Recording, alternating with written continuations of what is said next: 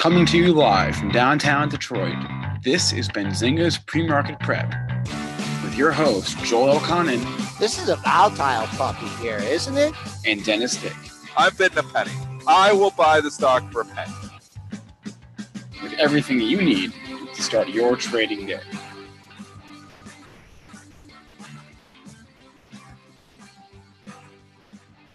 Good morning, everybody. Welcome to this Friday edition of Benzinga's Pre-Market Prep. Spencer Israel here with Joel Elconin and Dennis Dick. Joel is back from vacation. It's been so long, I almost forgot what he looked like, but he's back with us today. We have a jam-packed show, a lot of earnings to discuss, plus two guests on the docket. First up at 8:15, we'll be joined by Andrew Horowitz. He is the founder of Horowitz and Company, a financial manager down in Florida. And then at 8:35, we'll be joined by Greg Firman, who specializes in Forex and futures trading. So we haven't spoken about Forex in a while. It's been a few weeks, I feel like. So we're going to get Greg on the show to talk about Forex with us at 8:35. In the meantime, we got a lot of earnings to discuss. Joel, first you can run through the markets, and then, or maybe first you run through your vacation, then run through the markets. How was your vacation?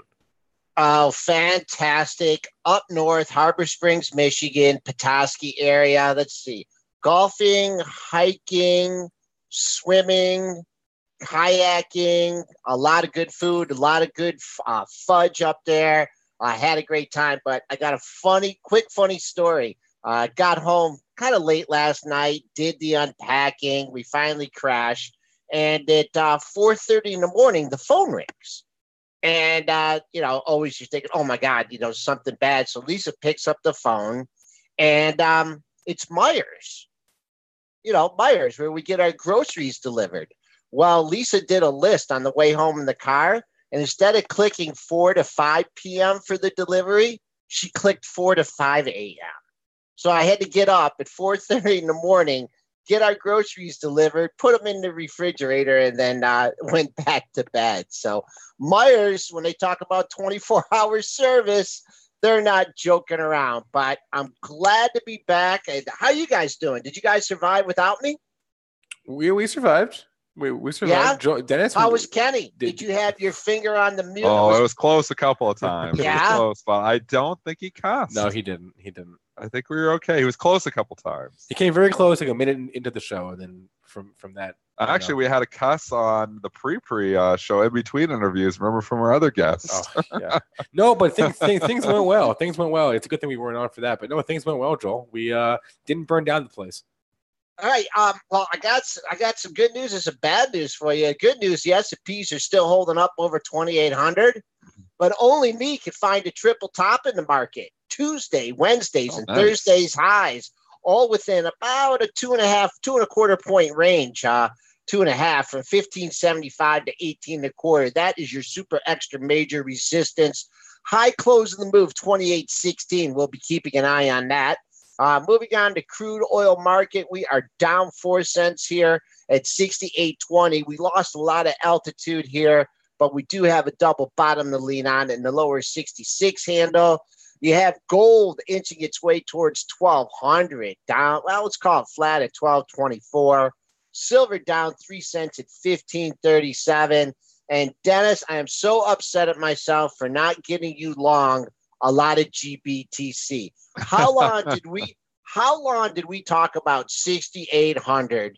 Bring up the daily chart of the Bitcoin. Oh, you're going to bring it into Bitcoin here. Oh. We can't talk Bitcoin. Oh, we did. We talked about it. 6,000 held. Yes, it's going up here right now. It looks good, but I don't know. You're bringing them into Bitcoin. We talked about the 6,000 level too, Joel. Didn't we say on the show a month ago? I'm like, I'm not a believer in crypto, but I'm like, if you are a believer, I'm like, this 5,800 to 6,000 has been great support. You're back above 6,000 again. We, snuck through the floor there, 5,800, or when we take 5,800 and we formed. I said, technically speaking, it looks good, but and you know what? That would have been the trade. But I'm not a crypto trader. I'm not a believer in crypto, and I'm going to stick to equities. That's what I know. Okay. I only looked at it from a technical situation. You had that 6,800, and then I caught a little bit of news, and I think the day before I left or the day I left, BlackRock was talking about it a little bit, that they were exploring things. So you had a little bit of a fundamental reason to get into MasterCard, it. when you were away too, talked about yeah. So I mean, just are you a believer? You getting in there? You're a crypto trader. You've done this before. Are you getting down dirty? You got the account still. You still got the account, don't you? I still got the account. Get down dirty. You should have been fine. You should have been kicking yourself, not me. I'm not the crypto trader. I got flat absolutely everything except for my long-term portfolio before I left. I didn't want to, keep an eye on it. I should have. I mean, that was a play.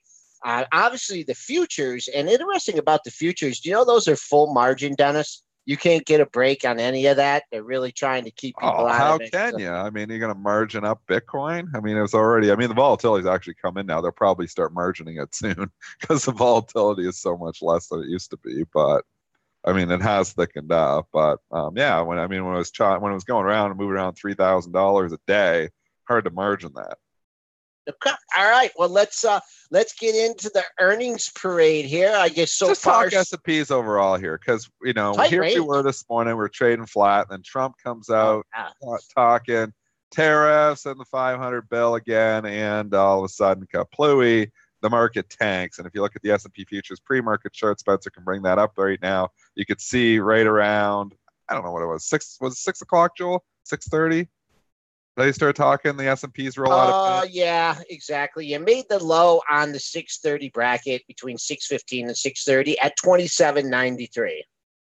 So, and what was that equivalent? Because I don't like subscribing to futures quotes. So what was that SPY equivalent? Oh boy, let's go to the old archives here and see where the spiders got to. I have to go to my 24-hour session, and the spiders got down. Spike low was 78.79. The buy the dippers are back in here again, and I was saying something to you when the S&Ps were down 6. I actually tweeted it out. This was about an hour ago. I was like, I'm having trouble finding any stocks. There's a few here, but the majority of stocks in my filters here this morning are up.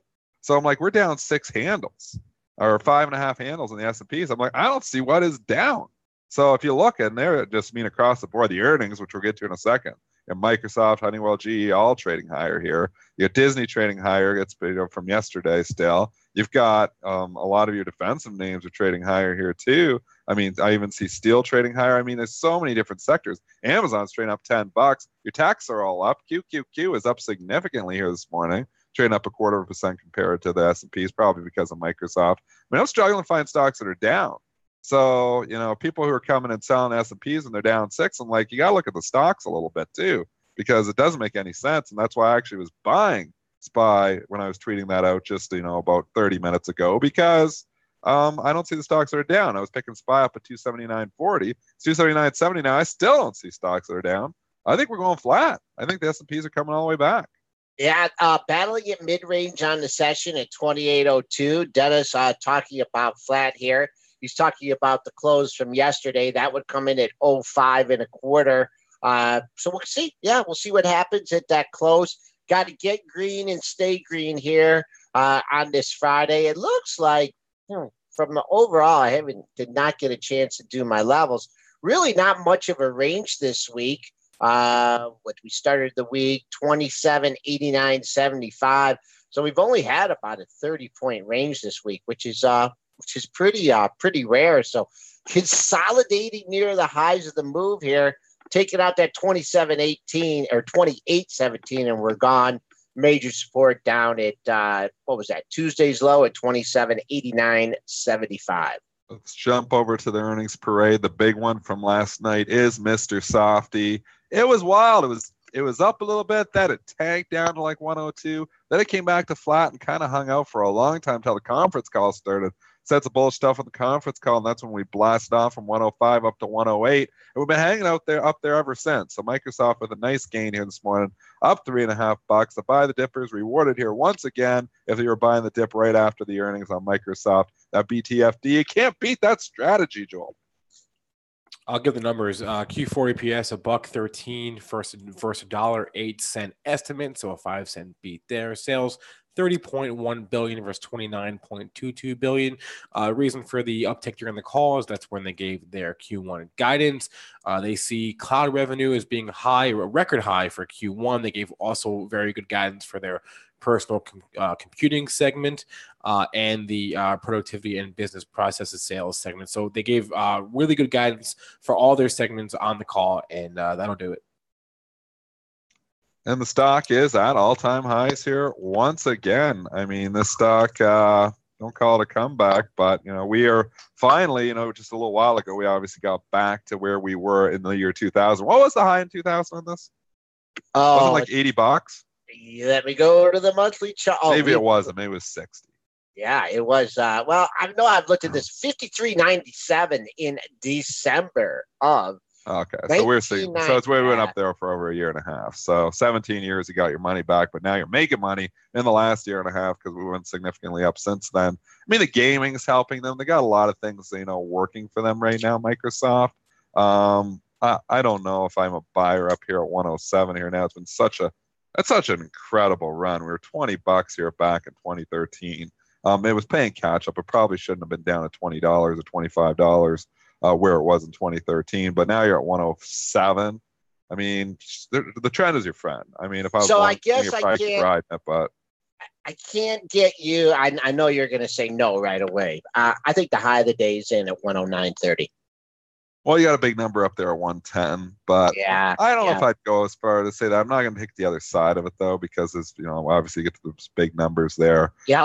But the bull train is fully on. I mean, you see it here this morning. You got Trump spooking the market with tariffs again. They shrug it off. They shrug it off in like a half an hour, and they buy it back, and they don't hit it as hard. It used to be like when the tariffs headlines came out, they knock you down 200 Dow points. Now they knock you down 50 or 60, and they buy it right back. They don't care. Market doesn't care about it anymore. So that's, just telling you, this honey badger market is shrugging off everything. Now, there will be another crisis. There will be something to worry about here again. But right now, I don't see anything for the market to worry about. That's why I think we're still hitting all-time highs here. I said by the end of the summer, I'll stick with that. I want to say by the end of July, but that would be a really gutsy call because we still got, 60 points to get up to there. So I'll say by the end of the summer, we're all-time highs. I'm sticking with it. Your pre-market high, 109.30. Now someone definitely has opinion here at 108.40. That's captured. Let's see.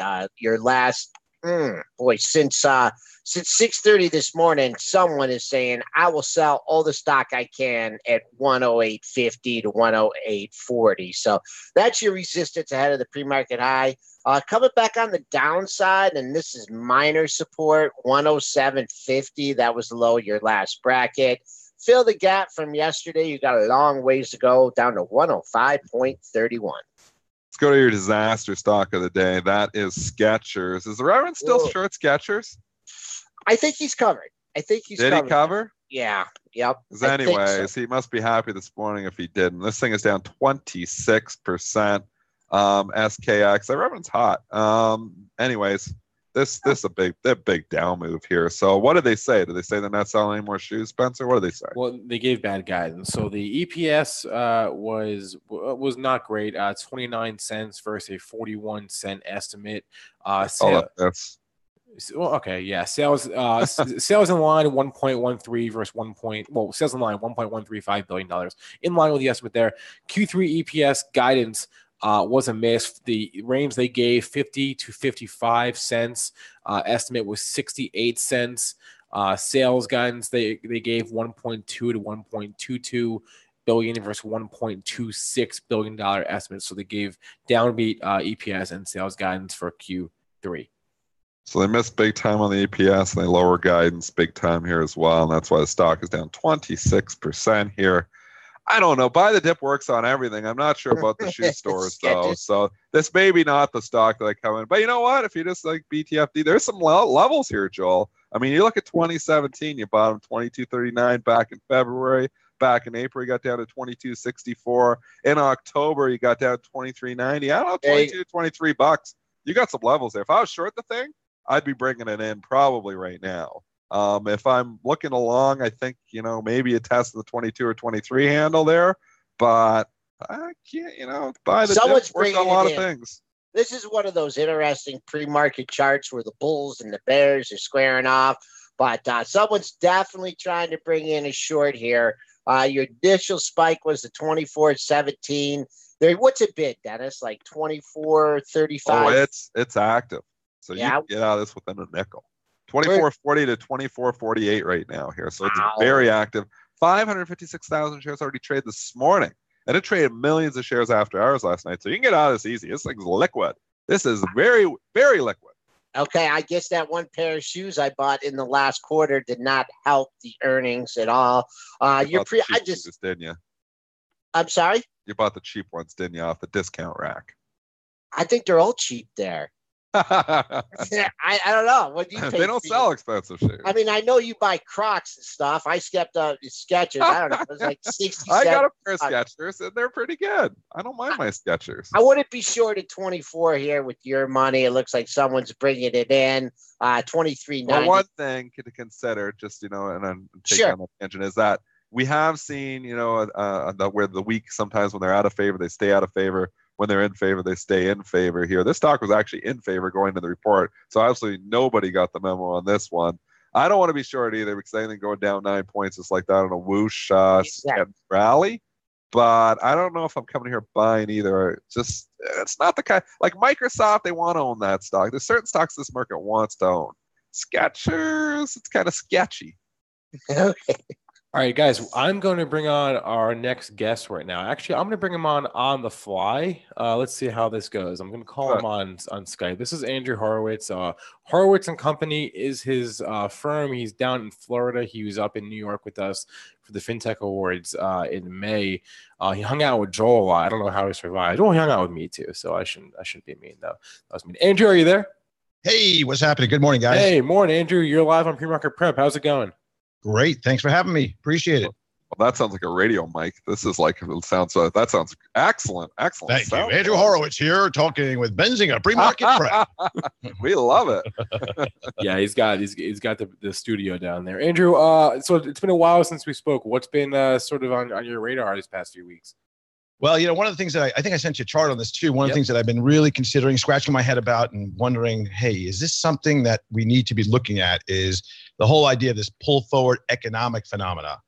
Whereas we saw, a lot of nice growth recently. We've seen that the continuation of the U.S. narrative and the whole idea that, hey, the U.S. economy is the best in the world. Things are going well, even with the potential for tariffs and all the other geopolitical issues. Things are going along really well. The unemployment rate, all this economic stuff is doing well. And I started thinking, it kind of reminds me a little bit, though, about what happened back beginning in 2014 with Japan, where, if you recall, there was that massive increase in the retail, in the tax on retail sales. Remember that? And what happened then was that their economy started moving dramatically up because all of a sudden there was this really significant amount of buying that went on in the retail sector in terms of not stocks, in terms of, boots, shirts, anything that was retail, because they want to get ahead of any of the extraneous taxes. So back in April of 2014, that we saw this gigantic move. And then after that, it was like a cliff. There was no more buying. Everybody bought what they could buy. And then there was another announcement in 2015 that there's going to be another tax and increase. And all of a sudden there was a surge once again in activity. And then it just dropped off from there. So I'm wondering if we're going to see something like that, where we see a nice pop to GDP, manufacturing does real well, transportation, everybody's scuttling around to get all the goods around the country, around the world. And then all of a sudden, we're going to see this drop off in economic activity afterwards. Something just to consider, something to be aware of. And if it does, probably sometime in late third quarter, fourth quarter, start watching for the signs if this is actually happening. Okay, so like what specific signs? You mentioned a couple right there: GDP, manufacturing. But what signs would you be watching to see if this trend happens here too? I'd be watching, things like definitely manufacturing. I'd watch the regional manufacturing indices as something very important to be looking at. I'd see if any transportation starts to see a slowdown. But I think, and then GDP will follow. All that's going to follow along after the fact. But primarily, if we see that manufacturing activity, not the services index, but the ISM core manufacturing index, if that starts to see a significant change, probably in the third to late third or in the fourth quarter, more importantly, I think that there's something that's going to be, we need to keep our eyes open for, because we're not going to just get away from this whole idea that we can have all these tariffs, and whether this, to infinity and beyond, it seems right now, right? Like I say 500 now, it's going to be 800 next week. You can't have these tariffs that are not only imposed, but also reciprocated, and figure that there's not going to be any impact on trade. And on top of that, the increasing level of the dollar is going to cause some problems too. So something's got to give somewhere here. Any idea as far as when? You were talking about the fall there, but people were saying this. October 12th at 7:30 p.m. Well, that's what we like. So we like the accuracy like that. Yes, that's what I'm talking about. We'll put that down and we'll see how you do. October 12th. Perfect. All right. Well, let's bring it back to some of the to the equities. We're in the Mr. Earnings season right now. What have you been surprised about? Any surprises so far from the first week or so or two of earnings season? I think in terms of, the banks have done very well, although the estimates compared to the actual are these wide ranges, which has been consistent with the banks for some time. But I mean, right now, I think everything is in play that we thought would be in play. Basically that, earnings are looking good. We have a lot of benefit from taxes. Buybacks, which hit a record last quarter, are really helping to ramp up EPS. So I don't think there's anything very surprising right now at all. I really don't. However, the resilience of the markets in the face of everything else has been quite interesting. That's what I'm just saying. Like, I look at this tariff stuff, and when we were having tariff news a month ago, they were slamming the S&Ps down on it. We go down 25, 30 handles overnight. Now it seems like we get a tariff headline and we knock them down 4 or 5 handles and we buy them right back. Yep, it's like the market doesn't seem to be too scared about it anymore. And, I look at that and think, okay, well, that's not going to be the driver to take us down here. Earnings season, Spinner was just saying in the chat, and I agree with them. So far this earnings season, so far so good. There's been some pretty good reports. Last quarter, we had earnings from stocks, and we saw them getting hit on good reports. This is kind of different this time around because they've had pretty good reports again, but they're actually not really hitting them so much. They're actually buying them. I mean, Microsoft got hit initially last night. They buy it right back. We got this buy the dip mentality back in the market here too. So it's hard to be a bear. It's difficult. As a matter of fact, I tweeted last night, go out and hug a bear because they're probably, feeling pretty bad lately. The fact is that right now we are in a clear momentum stream of where, look at the small caps. There's this whole thing going on that, okay, you want to be in companies that are not related to tariffs, small caps, domestically centric, clearly things like technology. Why is technology going so well? Well, there's really nothing that you could say that would be possibly tariffed unless we bring up the whole Google situation with the EU. But, and even comments like when people are talking about things like the president not slamming, but getting involved in the Fed, it kind of takes markets around the corner for a minute and back. It just seems to me that the U.S. is the place to be. There's a lot of reallocation going on from an overweight. Don't forget, the beginning of this year, everybody was emerging markets, non-U.S. equities, right? Small cap U.S., non-U.S. equities, emerging markets debt. I had people in my office. We asked them specifically, what is your best idea for 2018? Some mutual fund managers and institutional guys. Every single one of them said EM, non-US. So they're piling into this, and now they're getting their heads handed to them because the currency is going the other direction. And, there's a momentum move away. It's the same thing as always. Now you're starting to see everybody start to say, well, the US is the best place to be. I would start considering, just for the fun of it, maybe these guys aren't so right. What about the emerging markets are going forward? So it's a great point you're making here because we feel like we're in this bull market, but I mean, some of these other markets have not participated. I even looked at the Canadian markets, and I talked about this on the show about 5 years ago. And really, when you look at the Toronto and you can look over at the indexes there, it is substantially lagged the U.S. markets, and so many of these world markets have. I mean, Europe's been a mess kind of too for a while. Why is it that the U.S. markets are so resilient, yet you're seeing other markets not do well? I mean, I think the big issue is the one big differential between all of them for the moment is that we have a massive tax break that went into our corporations. You just think about that for a second. It makes a lot of sense that if all things are equal, if there's generally speaking, accommodative policy, although we're raising a bit, and that is helpful for our dollar, of course, and that then skews people to invest in the U.S.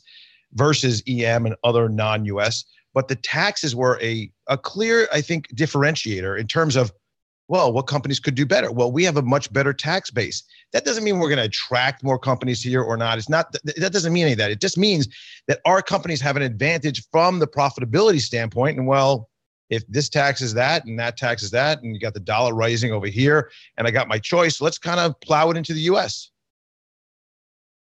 What about oil? And that's another wild card here too, because we've had a pretty substantial rally in 2018 in oil, although recently we've shown some weakness here just in the last couple of weeks. What are your thoughts here on oil going forward? And can we get back to the highs that we were at a couple of weeks ago? I think the whole trick on oil was this whole Saudi play to get Aramco to an IPO, which they're having trouble with. I think they're doing everything they can to get that IPO brought up. And I think this whole, production squeeze on oil, it has been a real product of OPEC and particularly Saudi Arabia trying to get this there. There is some issue with regard to supply demand. I give you that. But that's, again, the amount that we're pumping, the more that we have put online on a regular basis, week after week, of wells and on rigs, and what we can get here, it doesn't seem very logical to me that oil was moving up the way it was. And then you saw one of the big reasons, once again, when there's too many on one side of the boat, and all of a sudden everybody says, all right, let's go to the other side for a little while. All of a sudden the boat tilts too hard the other direction. Right. So that's what it's a continual story that you see in markets all the time. You move all the way onto one side, everybody follows, the boat tilts, and then all of a sudden they all start scurrying the other direction. But anyway, just I think it's the crowded trades, and maybe it's because we're in the social media world where everybody can talk about their trades all the time. Everybody seems to get excited for one thing, and you'll see things overshoot and get overextended, and then you're right. It seems like boom, all of a sudden they start going the other way, and then the ball starts rolling. It's so hard to get it rolling the other way. It seemed like we were years and years ago, and I've been trading prop for 20 years. I don't remember so much trending markets.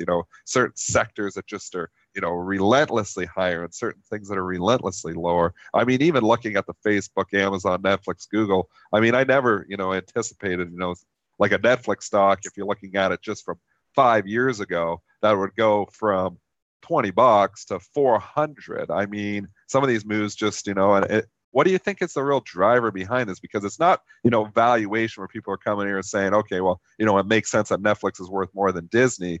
It's just probably the momentum trader, momentum investor that just keeps piling in. What is it that just, makes, things go so far for so long? Ease.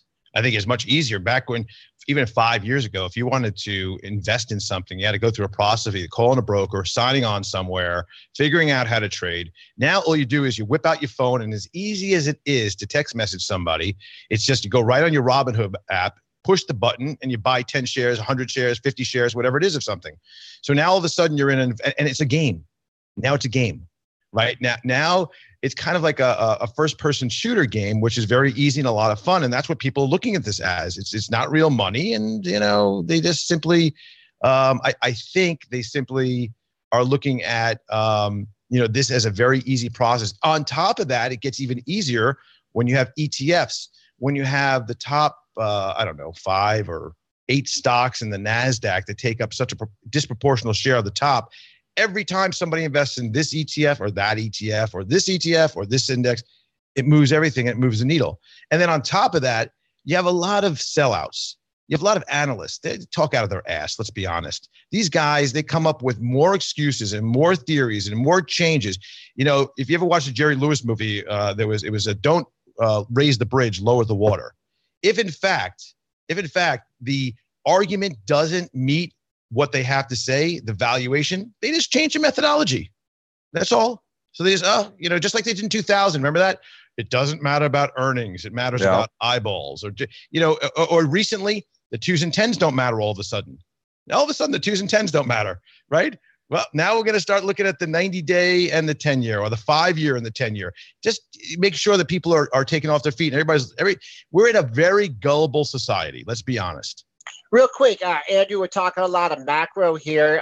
Could you just, if you had to own a stock for 1 year, Could you give us what that stock would be? And if you had to be short a stock for 1 year, could you give it that stock as well? Well, I could either go very conservative here and say GE, but I like the CRISPR stocks. Is that the one you want to be short or long? No, long. I'd be GE these days. Well, I'm gonna go with CRISPR, CRSP. Okay. Let's play it a little bit less safe that the usual guys will come on and I like Microsoft for the next year. Kind of crap that, right? That's good. Why CRISPR? What's the story there? CRISPR is they have CRISPR technology for gene editing. There's a lot of stories going on about some of the negativity. The recent hit that they took last week was due to a story that came out about the double strand work that was being done that caused some kind of potential catastrophic damage to the rest of DNA. But that was rebutted by the company and said, listen, guys, hey, we don't do double strand work. We don't do the work that's being done here. It's just a really interesting way of editing the DNA sequence in order to eradicate certain things. Now, a lot of people on the morality side is like, oh my God, we're going to create people with two heads and superhumans and do all this, and the Aryan race is all coming back. Okay. But besides getting hysterical about that, this can actually work, and there can be a variety of diseases eradicated due to this. I think there's a lot of opportunity there. There's a race on a few different companies, but I like that one. But that's a pretty aggressive play. On the short side, I'll either give you Macy's or Synchrony Financial. I'll go with Synchrony Financial. Was that just because it was a GE spinoff? No, that's SYF. So they do, if you go get a credit card somewhere from anywhere like a store, and you get totally, and this is a company that will issue to anybody that's halfway breathing. If you could fog a mirror, they're giving you a credit card, okay? Charging an exorbitant amount of money. And on top of that, they recently had a deal where Walmart has said that they're thinking about looking at another company to issue their particular card. My concern about Synchrony Financial is if we see any kind of a slowdown in the economy or in jobs, this will be a direct hit. And if we're reaching the plateau of just euphoric perfection, the old Goldilocks, if everything is just perfect and we have all these jobs that are being gained and we do see any kind of slippage, I think Synchrony is going to have a problem. All right, Andrew Horowitz has been on with us. Horowitz and Company is the name of his firm. He also has a podcast. Andrew, what's that podcast called? The Disciplined Investor Podcast. It's on the screen right there. All right, Andrew, thanks a lot for your time. And hey guys, have a great day. Keep up the good work. Okay. You too. All right, bye. All right, 8:33, guys. Should we just do some imbalances real fast? Let's go take a look. You know what? We're starting to see a few stocks. So markets started to roll over a little bit. Few sell balances here. Interesting enough, banks are weak here. TLT was trading in the red. So sometimes see the banks follow suit on that. The one thing I will say is banks starting to leak a little bit yesterday there too in the afternoon. It was starting to show some weakness there. Bank of America, 120,000 to sell. JP Morgan, 20,000 to sell. Citigroup, 20,000 to sell. So few sell imbalances in the bank stocks. It's small sell imbalances across the board. So maybe we're just going to be like a little bit down on all these stocks, and that's how we're going to justify the 6-point down move here this morning. Pfizer, 62,000 to sell. General Electric, 60,000 to sell. G's already traded 7 million shares, so meaningless, a 60,000 share sell and balance there. Alibaba, 34,000 to buy. That's going the other direction there. Stock that had a great day yesterday. SQ took out that $70 resistance level. Again, keep in mind, 70 is still the bogey here. So if you're going to stay in the bull camp on Square, it still needs to hold $70. It's up a little bit here this morning, so it's good news here. You can stay bullish, but it starts to leak through 70. I'd be concerned. So you want Square to absolutely hold 70 if it's going to stay in breakout mode there. That's pretty well it. Any of those strike your fancy, Mr. Elconin? Let's see here. I was just looking at this, the one thing that he was talking about, this Synchrony Financial. Yeah. Just going back, just look at SYF. look at 32 on the monthlies here. Going back all the way to March. Big level. So that's what I'd be looking at for that to take out. Square, I mean, I've been wrong on this thing since 35, so I'll just stick with what you've been saying on Square. I don't know what I've been saying on Square. You've been I've been bearish, I've been bullish, I've been all over the place with Square. Well, I don't know. I know they're a different company, but I just stocks like this, they got my number when they keep running like this. All right. Yeah. I like that 32 level. Takes out 32 Synchrony Financial. I could get on board with Andrew. All right, 8:35, we're going to take our final break of the week and grab our final guest of the week is Greg Firman. He is the founder of firm E-Trade FX, no affiliation to the brokerage firm E-Trade, who also had earnings yesterday, I think. So we'll be right back in a moment with Greg Firman.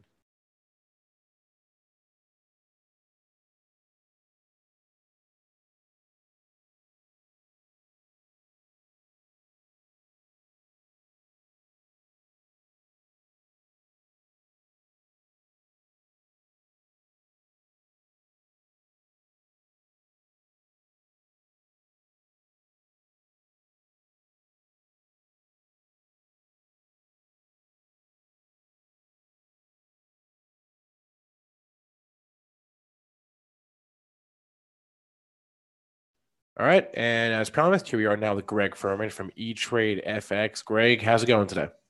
Very good. Yourself? Doing well. So one of the reasons I like getting you on is because your style of trading is very similar to Dennis's, where it's all about relationship trading. And Dennis mostly trades equities. You mostly trade Forex and futures, but it's the same principle. Can you kind of outline that principle for us? Well, basically, you're right. It is all of these markets are globally connected in one way or another. A good way of identifying that is with the Vantage Point software. Right now, we've been looking, continuing to sell gold. I'm not sure I really agreed with the call on the Vantage Point software on that particular move, but they got it dead right again. So a direct correlation that we would be looking at for that would be to sell Euro US. So there's a lot of conflict in the market right now. Should we be buying Euro US, selling Euro US? In my respectful opinion, we're stuck in a channel between 115 and about 118 and a half. But Vantage Point continues to point lower on gold. So that intermarket correlation between the euro and gold contracts has me selling on rallies whenever I get a chance. So are you just I guess let's start with this. How often do you change your mind when it comes to your trade? Because we talk about that a lot. We talk about deciding when you're right and when you're wrong and being nimble. How often do you do that? Not very often, because basically the way what I'll look at is what are those other secondary markets, what are they doing? So has the trend changed at all in gold or in oil or in equities? Equities are a big part of what I'm doing too here, because I'm looking at that and applying it to the commodities and directly to the Forex pairs. For example, if you're a big equity trader, you're actually trading the CAD, the Aussie, and the New Zealand. Most equity traders don't even realize that. So as those equities right now, a little tidbit here is that basically anything on the S&P 500 around 2811, I've been selling every single day this week. So a very heated debate whether the equities are going back to the January highs. I don't think they are. Right now, we've got a retracement. You can call it Fibonacci if you want. You can call it Elliott wave. I don't personally think it's either. It's simply a retracement in the broader, potentially, we could be entering into an overall bear market here. We hit that high back on January the 29th at approximately 2880, I think. Vantage Point a couple of days later forecasted that the equities were going lower. At that time, it took the Aussie US, New Zealand US, took them all down with it. And, it's been doing it basically ever since. We've had retracements, but the key point I'll make is that when we retraced on the equity on the S&P 500, we came back up to this approximately 2811. We don't have to go right to the tick, but right in that area, we have had multiple failures. And this week alone, we've basically had at least four failures at this level. So instead of chasing the market, I'm watching that retracement zone, which again, you can tag it to whatever you want. I don't complicate things with Elliott wave or Fibonacci. I'm just looking at price and saying, okay, this is what's going on. And the equities have a very, very high inverse correlation to the US dollar. Gold's moving lower, the dollar's moving higher. The equities are pinned, and regardless of buyers and sellers, they just can't seem to break out of that area. So, a good equity trade coming up maybe is if we can close the week above, 2812, 2814 on the S&P. that'll lead to dollar weakness. But right now, we're just not seeing that. We're at just about 2,800 right now. So aside from gold, what else have you been trading? Kind of walk us through some of your recent trades. Basically, the U.S. Canadian pair, oil has had a pretty good pullback. If some of your guys on here, they're trading Forex, something like the U.S. CAD, for example, shorting that heavily this morning as oil recovered. So basically, I could trade the U.S. Canadian pair without even looking at the chart. All I have to do is look and see what oil is doing. So oil is recovering off that lower $67 a barrel mark. Soon as that starts to recover, yesterday we pushed up to about 69. That's an awesome opportunity to just short US Canada. And the indicators from Vantage Point, again, using that artificial intelligence software to pick up some of these very odd movements in the market, I'll say, is very interesting. So basically, the software, it automatically every night at 6 p.m. it updates, and then essentially what it's doing is takes the correlation of 31 other markets when it forecasts the market that I'm looking at. So does a lot of the heavy lifting for me. You know, the human mind can't even get its bearing on looking at 31 different markets at the same time. But oil is a big factor here. And believe it or not, even RBOB gasoline contracts on the futures side, if gas prices are moving up, then US CAD is moving lower. That's what I've seen. And again, these direct intermarket correlations are a driving factor. So as soon as money starts moving in one market, it immediately affects another. I'm wondering how you've approached trading China at all with all this tariff headlines. Are you trading the Chinese currencies? I'm not trading the yuan at all. There's just not enough movement in there on the Forex side for me, but I have been trading the dollar yen and the Aussie, which is still basically still giving me some exposure to that region, but while at the same time kind of stepping back away from China. I think that this will all blow over. I don't think it's going to go too far, but you can see that weakness really showing up in the Japanese yen. And one of the reasons that we've been buying dollar yen for basically the last couple of months is, again, those falling gold prices. So when gold prices are falling, that's directly affecting the yen. We can call it a risk on, risk off environment, but essentially the risk has still been on for the most part. Like you said, the S&P's recovered, but it's come back up to an area that we already know. And then this morning, with the S&P failing yet again up above 2,800, you now mysteriously see the dollar yen pair falling off that 113 area. So when we look at it from a global perspective and an advanced intermarket analysis perspective, we can say, okay, if those equities cannot break through that 2814 mark, break free and clear of it, and start moving back to those January highs, we have two potential trades here: shorting dollar yen, or shorting US Swiss franc. Either one of those two. So if those equities start to push lower, money is going to move into the Swiss franc and it's going to move into the yen. That's likely what's going to happen, and it could indirectly move back into gold. But for your viewers and your Forex traders and even your equity traders, I would advise to watch the 1230 mark, 1235 mark on gold very, very closely. If we continue to hold below this level, that is going to send further strength into the US dollar. So if you're buying, the dollar against the Chinese yuan, you want to keep buying dollars. Dollar yen, same thing. Euro US, again, it's been pinned. Pound dollar, that this month has been a very strange animal. We've got heavy support right where we're sitting right now. This is a long-term retracement point from a swing high.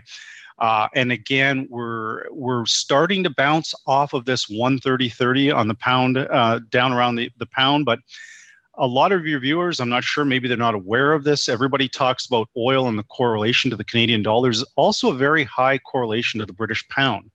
So if you look at the US-Canadian pair, a lot of this stuff that we're hearing, it really is noise, to be honest, and a lot of it's going to go away, in my respectful opinion. It's not anything we haven't heard before. So we really try and focus on price and these massive retracement areas to see if they're going to hold. And a lot of these areas we're seeing on the upside or the downside are at yearly highs and yearly lows. So there's some opportunity there. All right, Greg Firman has been on with us. He is the founder of E-Trade FX, a firm up in Canada, in case you couldn't tell by his accent. Greg, thanks so much for the time. Have a good day and weekend. Thanks very much, guys. All Have right. a great day. All right, I know we have a lot of earnings we want to get to, so you guys want to just start running through that list right now? Joel and Dennis, if you're with me. I don't even know if they're with me. All right, I'm going to start doing some earnings, and I'm going to... I was on mute. Okay, I'm going to analyze the earnings by myself, and I'm going to start with GE. I'm there. GE. I don't know if Joel's... Let's do it. Is Joel still with us? Joel's here. All right, GE, let's do this. Looks like maybe we've kind of hit a floor. I don't know. Q2 EPS 19 cents versus a 17-cent estimate. Sales 30.1 billion versus 29.39. So they beat the estimate on both their EPS and sales, and they're no longer just hemorrhaging everything, I guess.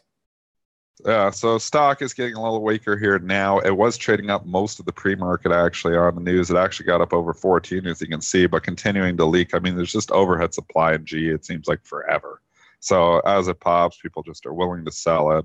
I remain with, I'm going to stick with my bearish call here at GE. Obviously, when I sold my 17-year investment in it, means I'm not a believer in the story at all anymore. This is too much debt.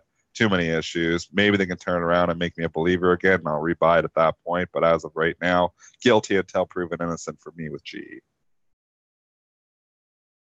Keep going. I don't know where Joel's on mute. Lost, he muted himself. I'll give him a break. He was out for a week. I muted and unmuted. 1340. You're looking at a pair of lows here at 1360. We take that out. Take a look at 1332 is my number on the downside. That was your July 6th low. Coming back on the upside.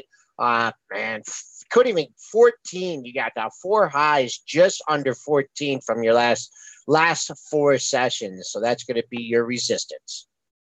Let's go to Honeywell, HON, trading up $3 here in the pre-market. The most reported some good numbers here, Spencer. Q2 EPS $2.12 versus a $2.01 estimate.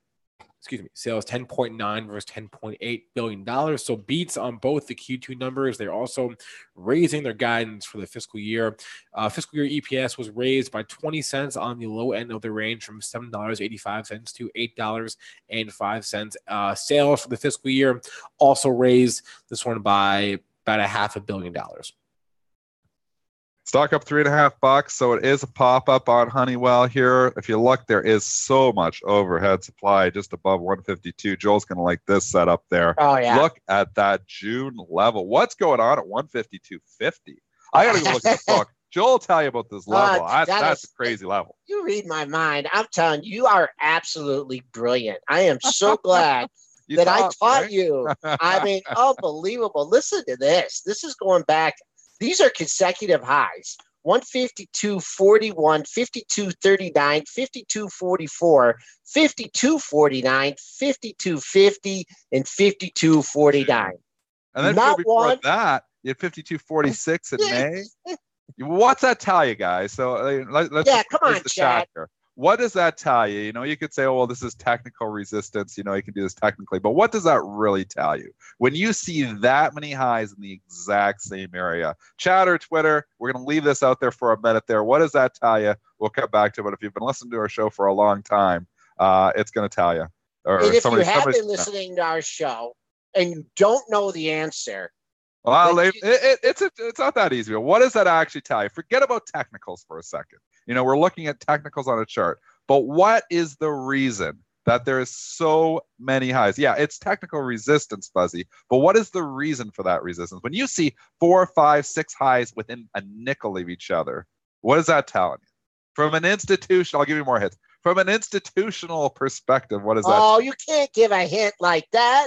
Peter's there. Institutions unloading stock. You got it. Ding, ding, ding, ding, ding. There is some algorithm that is hidden there. That is literally just unloading at 152.5. And it was that back there back in June. It might be there again today because it was there. It looks like back in March. It looks like it was there in May. It was there in June. And the algorithms will sometimes have a price, a 152, 40 to 152.50, and they'll just keep selling the stock, and the stock cannot go higher. When you see 5, 6, 7 highs in the same area like that, it's almost always because of an institutional algorithm. And they won't teach you that, in any trading books and stuff. But that's what's, when you look at technicals, there's often a reason behind the technicals. And on this show, we talk about technicals a lot, but we try to get into the reasoning behind the technicals, because it's not because it's a nice setup there and there's people who see that resistance, they're selling it. When it's that many tops in the same area, it's because it's an institution that's probably selling like 10 or 20 million shares there trying to get out. And they might still be there now. So as you get back up to that area, I got to say that's major resistance. And that means that institution could be there again. So I'm a seller at 152.5. Des, I would say not one institution. It could be 2 institutions, Could be 3 institutions. It could be a private trader. It's usually one, though. It's usually one big fish. When it's like the same price in the same area, it's usually one big fish, and like a huge fish. It just says 152.5 is our price target, and we are going to dump every time it gets back up there. And that's why when you see it that pretty, it usually means there's an institution. So the only way it can go higher usually is if that institution actually gets filled and it's done. And then it could be a breakout mode. So it doesn't necessarily mean it's going to always stop there. It's when the big fish is finally unloaded. That's when it can finally go higher. But has the big fish, we don't know how big he is. He might still be, if he was there in May, June, and March, he's probably there today. So I'd be cautious to the buyer up here, 152.5. And just take that one step farther, Dennis. The first part, the algo from the institutions, but the algos pick up on that algo. And they're like, oh, man. I pick up on that algo. We're talking about it. The retail guy. I'll be selling a short up there too, probably. Now, if it blows right through it, no, guilty until proven innocent until proven guilty, I guess. But if it blows through it, you got to get out. I mean, it starts going 153, I'm going to cover. But it's probably a lower risk entry point if it gets up there, especially if it stalls. And what's the pre-market high?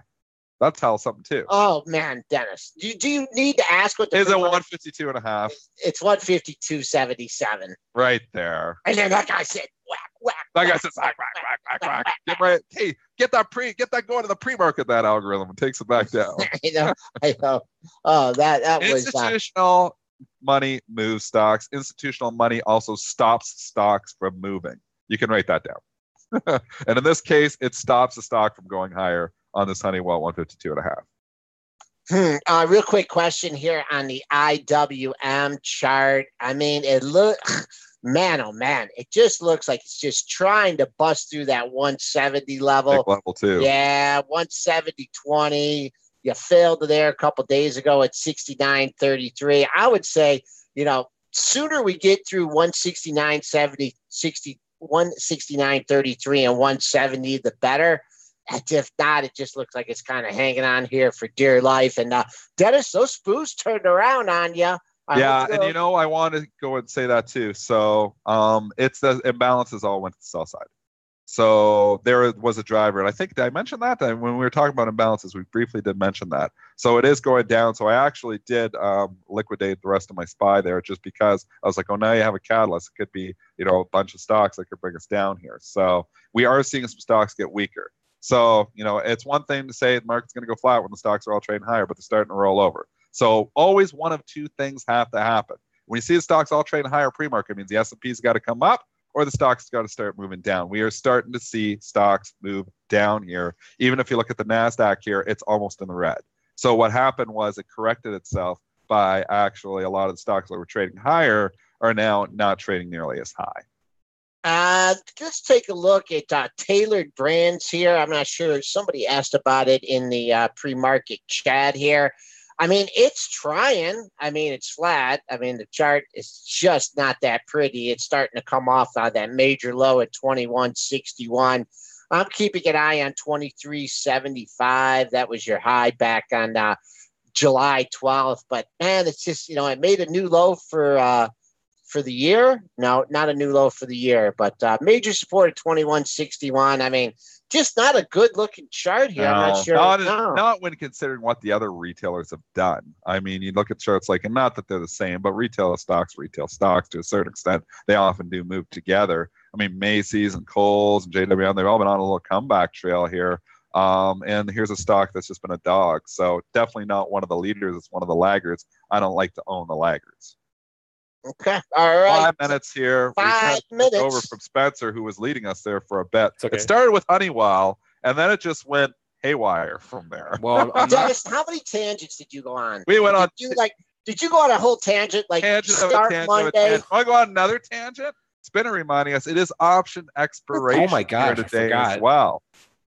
It is option third Friday. It snuck in on us there. I wasn't even considering that. So obviously you're going to get a lot more chop, a lot more volatility at the open and at the close as institutions will jockey the equities against their open option positions. So you got to consider that you usually have some wild moves at the open and the close, and we're starting to see a little more of that wild chop here as the S&Ps are starting to chop around. So keep that in mind. There's going to be some stocks that open too high. There's going to be some stocks that open too low. That is the case every single day. But I'll tell you, on the third Friday of the month, it's more of the case, and often being the contrarian to some of those moves pays on the third Friday of the month. So usually I fade stocks that open too high, and I buy stocks that are opening too low on the third Friday of the month.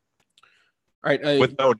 I don't like to trade news on third Friday of the month. You guys, the end of last week, you guys were talking about the retail brokerage space, and we had E-Trade report this morning, so I want to read that number. The Q2 EPS for ETFC, 95 cents versus an 88-cent estimate. Sales, $710 versus $705 million, so beat on the top and the bottom line for E-Trade, but they all seem to trade pretty much with the same pattern. They do, and they all popped. So Schwab got the nice pop on its earnings. It's starting to fade. Interactive Brokers got the nice pop on its earnings. Gave it all back there yesterday. Now you get E-Trade Financial. Got the nice pop with the Schwab and the Interactive Brokers. Now it's giving it back there too. Financial still are guilty until proven innocent here, because I will tell you, even though we had a nice 2-day rally in Bank America, even though, we had a nice rally up on the JP Morgan earnings, even though, some of these earnings responded quite well to it, they have started to stall big time here. And you look at Goldman Sachs, which is your leader, it could not really hold on to its gains there either. Morgan Stanley had a nice day 2 days ago. It's trading up to almost $52. It's giving it back here now. We're back under $50 again. There is just seems like eternal sellers here in all financial stocks. Now, besides MasterCard and Visa, which they're their own animal, the banks themselves just can't seem to catch a bid. I don't know. It seems like you put the retail brokers in that camp because they've been underperformers here too, especially over the course of the last year. If you look, especially at like an Interactive Brokers chart, which is what was $80, and now it's $60. So banks and financials are still ugly. All right, Dennis, we got a few minutes here. Spencer, take us back into some earnings here. And then, Dennis, I got a proposal for you here for a steak dinner bet before we give me the show. proposal first. We only have 2 minutes left. Okay, $27.97. All right, let's go with the Spider because I don't pay $5 for mini quotes. Okay, so Spider. I love being tagged as a professional too. Yeah. yeah. All right, so the Spiders could. Can you agree that 279? I'm even giving up the edge here a little bit for you. Sure. 279 is a good reference point. Okay, I'll give you 50 points on the upside, and I'll take 50 points on the downside. Well, is that how that would be? Yeah, I'll do that. So you're saying like 275 or 274 on the SPY? Yep. The problem is you just get a few headlines and it could be right back down there. I still think at the end of the day that we're going to make new all-time highs here by the end of summer, but I don't know the path that we're going to take to get there. And I would hate to we pull back 274, which I would be a buyer down there, and then you win the steak dinner for me, and then we rally all the way back up. So I'm saying no bet because even though I'm staying with my bullish call, I don't know the path we're going to take to get there. And could we pull back 50 points? Absolutely. This market is finicky. It is still volatile. There's still a lot of sectors that are broken, as we were just pointing out. So I don't think it's a smooth ride to all-time highs, but I think that's where we're going eventually. Ooh, Skechers here. Just a real quick update. Or Skechers? Yeah, well, just real quick, Fuzzy was asking any thoughts on that, man, and it's still continuing the leak here. So you're about to test that 23.90. I mean, if you absolutely have to try a long on this one, maybe wait for the open, and if it goes down $1.50 and comes screaming back up through the open, it's a possible strategy. But man, people are caught in this one. They're just selling. I don't know. Keep an eye on 23.90. I mean, they were caught on the wrong side of this trade, too. That thing went straight up into the print. I mean, yesterday you can just look at, the trading, and it was running for 3 days straight, right into the print, closes right near the highs yesterday, and they are dead wrong. So there is a lot of people who are caught short or caught on long this thing. Anybody who's bought it basically in the last, 3 and 4, well, if anybody's bought it at all in the last while is caught long and getting, tar beat out of them here this morning. So these things tend to take a little time to wash themselves out. This isn't one. I don't think this is coming back. I don't think there's been a lot of buy the dip opportunities, not on stocks that go down 27%. So can it pop up to 25, 26? Sure it can. But I tend to think that, lower path of least resistance, believe it or not, is probably lower. And people say you're nuts, but I'll say it. I think the path of least resistance is actually lower for this stock than higher. I would be more inclined to bet on $22 before I even see $26. All right, that's going to do it for our show today and for all our shows this week. Thanks to all of our guests, both of our guests for joining us. Thanks to Greg and Andrew. Thanks to all of you in our chats on YouTube and premarket.benzinga.com. You can catch the podcast of this show on iTunes, SoundCloud, Stitcher, TuneIn, or Google, or just rewatch the show as it aired on YouTube. Hope you guys have a good rest of your day, guys and gals. Have a good rest of your day and a good weekend. We'll hope you join us again on Monday. Hey, Spencer. Yes. Spencer, real quick. You know what? We're getting I need to get back into my my charting groove and my market groove here. So hang out? I'm going to stay on for a few minutes. You can. I got the pro up. I'll be able to handle the news and the charts and everything. So stop the recording and you guys can hop off. I see a bunch of stocks here I want to cover for people to get back in the groove here. So I'll stay on for a few more minutes here and try and work it by myself. All right, let's see what we got. Okay. All right, folks. Let's first start here. Someone asked about Tesla, and this thing has just been in a trading range here, up 30 cents. Boy, it's getting a nice pattern here, and I would say 328. Just call it 328 to 330. That's your major resistance. You had a high at 327.68. Also a high right up there at 329. So looks like it's a little bit of a holding pattern here. I'd have to wait for a break above 330, and then you're getting major support just under 310. You have a series of lows between 306 and 308. So a little bit of a trading range here in Tesla. SWKS, Skyworks. Now, I believe they had some earnings here. SKWS, what am I seeing in here? Not seeing a whole lot. So let's take a look at the chart. Trading up $1.52 at 104 even, and boom, you have the recent high of the move at 104.20. So that's a big level for continued movement here in SWKS. Someone was asking about Constellation Brands here is a potential play in the cannabis industry. And let's take a look at STZ. I mean, you're trying to put a bottom in here. You have a series of lows here. The low of the move here, if you want to lean on a number, just a few days ago, it was 211.35. You're 4 sticks away from that. You also had another low just under 212. So if you're trying to swing trade here, you can lean on that low of the move. Not sure how everything's going to shake out for it in the cannabis industry. You're certainly not out of the woods on the long side here until you clear 220. 219.70 was your July 9th. Is that right? Was your July 9th high. SWKS did have earnings. I probably put the wrong symbol in my pro. Someone also was asking here about ITW, Illinois Toolworks, right?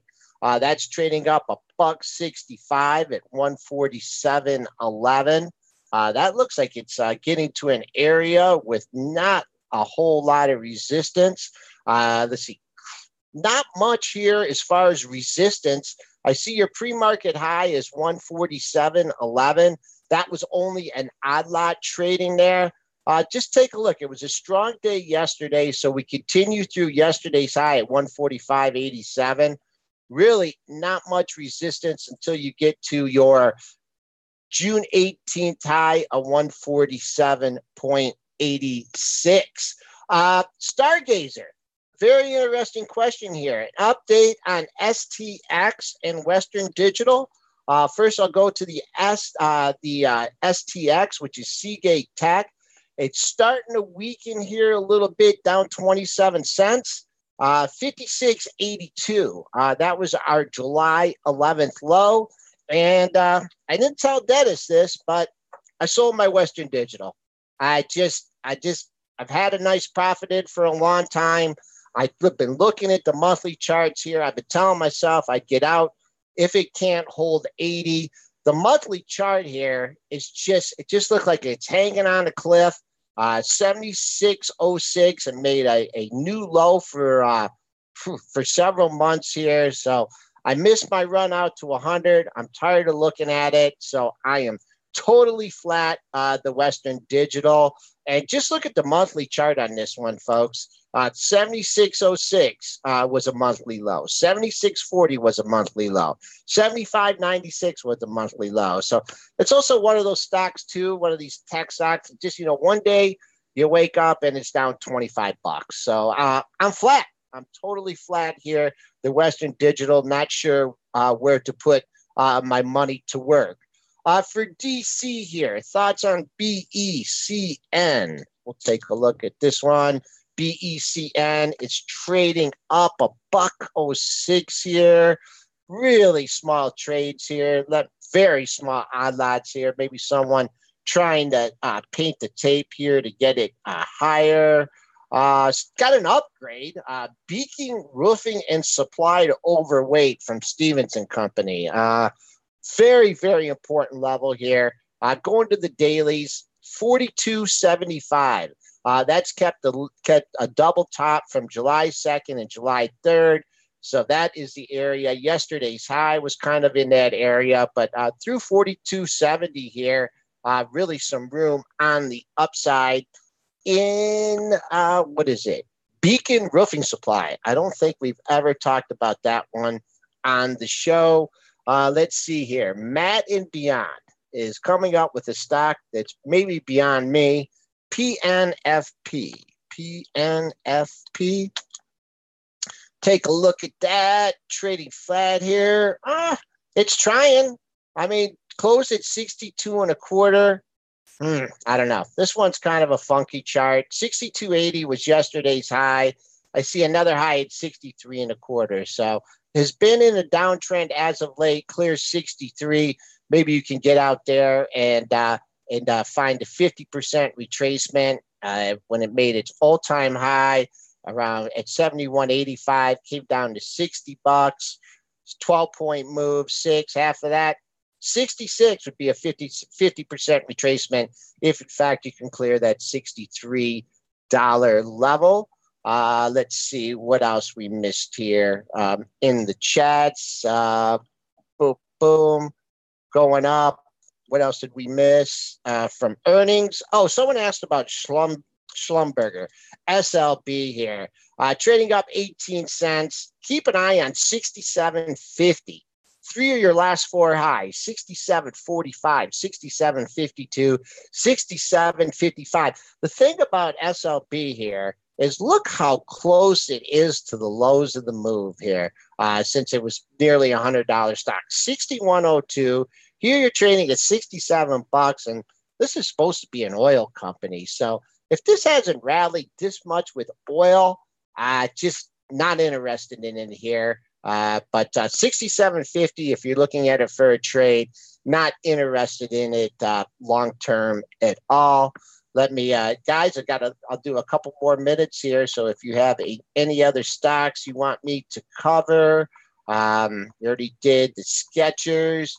Just let me review the S&Ps here real quickly.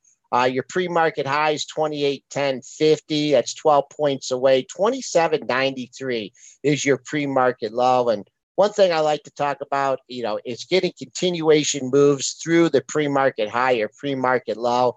So right now, that 27.93 stands as an important level. So far for the week, the low was 27.89.75. So as long as we're holding 27.90 here, that low for the week, I think you have some room to keep this rally going like I said, on the upside. Now that 28.02 level, actually 28.01 at 75. That's mid-range on the session. When we started the show, it looked like we were going to bust through there. But between 8.15, we made a high at 28.03. So that would be, if I'm trying to long here, that would be my first target on the upside. LITE from Gone Fishing. Lamentum. Let's see if we have any news on that one before I put my foot in my mouth. Lamentum Holdings. Let's see. I'm not seeing any news on my pro. Let me go to the charts here. LITE. I don't like that. Oh, it's down 323. It probably does have some news or some earnings. Let's check out the pre-market low here in Lamentum. And the pre-market low, isn't this like an Apple Play or something? Apple supplier? Your pre-market low is 55.55. You just made that on the last bracket. Looking at the daily charts here, I do see some interest in this stock under $56. Like we talked about, institutions stepping up, selling at $152.50 in the Honeywell. Someone wants this stock under $56. You had a series of lows there. You had a low at 56, and then you had 1, 2, 3, 4, 5 lows, all in the $55 handle. We'll see if that area acts as support again. Piper was positive on optical yesterday, and I saw a lot of them got killed. Let's see here. We got some new chatters in here. Gone Fishing. Hello, Gone Fishing. Welcome to the show. Please let you know how you found us. And then Ken Sin 5 is asking about IQ. Angie asked me if I reshorted that thing, and I did not. After I got tagged in that run up to 45, I've been waiting for 50% retracement and never got it. This one is just in a trading range here. It looked like you were going to bust out over 38, but you got two highs. Your major resistance is 38, but that's $5 away. Yesterday's high was 36.15. So let's see if that even comes into play. Closed on the lows of the session at 32.51 was the low. 32.65 was the close. So that matched the low.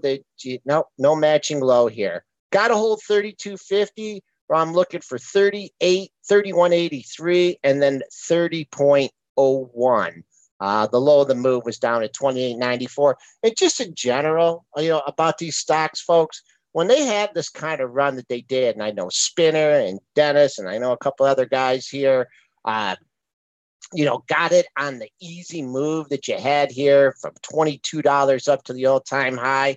When you make a run up from a stock from $22 in a little over a month to $46.23, and then you come down hard like that, people want out. And that's what you see in here. Rallies are being sold. Keep an eye out for the low of the move at 28.94. Let's see here. One for Doug Harris here. He's going for CVX. Haven't looked at good old Chevron Corporation here. And, man, that's come off really hard off the 128.51 high. Big level on the downside here. You had a low in Chevron at 120.06. You had your two-day low at 119.67, 120. As long as it holds that, you might get a little bit of recovery here. But I did not notice this thing come off so much off its high. S&P's back up at 2,800, so we will keep an eye up on that 28.03 high, which is just above the 50% retracement. All right. GM. Stargazer is asking about GM here. Good old General Motors. Forming a rounding bottom here. Dennis and I were both hoping to get this stock closer to $38 because that would have filled the gap when they had news that I'm not sure who made a big investment in one of their electrical units, but it's been struggling to fill that gap. All kinds of interest in this thing if it gets under 38 for a longer term trade. Been in a trading range since you made the 30. What was that low of the move here? You had a low at 38.75. Really, it's been 38.75 to 40.50 for quite some time there. So trade the range. All kinds of interest in this on the long side if it gets down to $38. Spinners mentioning Baker Hughes General Electric. I think they had earnings as well. Once again, an oil stock with a chart that looks like this is never good news. Trading down 73 cents. That's the lowest level that it's been at since April of this year at 27.18. You did have a lower print in this at 30.60, but you quickly rebounded to 30.05. Actually, the pre-market low is 30.25, so I will be keeping an eye on that.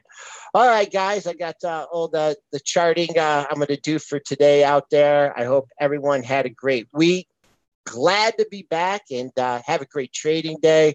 I'll be in the chat here for another 45 minutes or so. So if you have any issues of interest, just pop them in there and I'll see if I can find any news or give you a quick look.